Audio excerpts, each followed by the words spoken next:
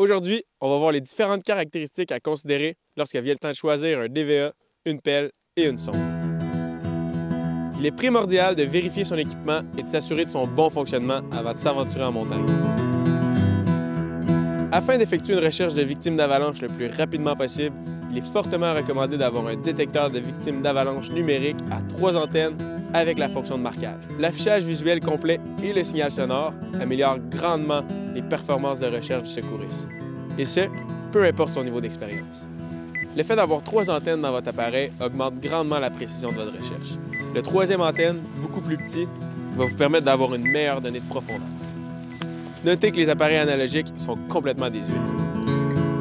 La sonde est essentielle parce qu'elle permet de localiser précisément la victime et vous permet aussi de creuser à la bonne place. Il existe différents modèles de sondes sur le marché qui varient en diamètre, longueur, rigidité et poids, ce qui influence le prix.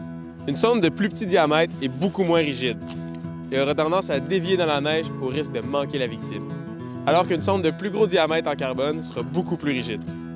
De plus, il faut vérifier le mécanisme de verrouillage et s'assurer que le câble n'aura pas tendance à s'étirer. Une sonde qui se désassemble à un moment critique sera très stressant, désagréable, choquant. Creuser est de loin l'étape la plus longue et la plus épuisante de la recherche. C'est pourquoi il est primordial d'avoir la pelle la plus efficace et la mieux adaptée à vous. Avec une pelle qui a un trop petit godet, il sera interminable de creuser. À l'inverse, une pelle avec un trop gros godet va rapidement vous épuiser. En plus, ça ne rentre pas bien dans le sac à dos. La pelle idéale sera en métal avec un manche télescopique et une poignée en D. Lorsque brisée, une pelle en plastique est inutilisable, alors qu'une pelle en métal, même lorsque tordue, peut toujours vous aider à déplacer de la neige. Le manche télescopique améliore l'ergonomie du mouvement et permet une plus grande efficacité. La poignée en D est la plus facile à tenir et celle qu'on a le moins tendance à échapper de nos mains. Avoir le bon équipement est super important, mais savoir s'en servir l'est plus que tout. Prenez un cours d'avalanche et pratiquez-vous chaque saison.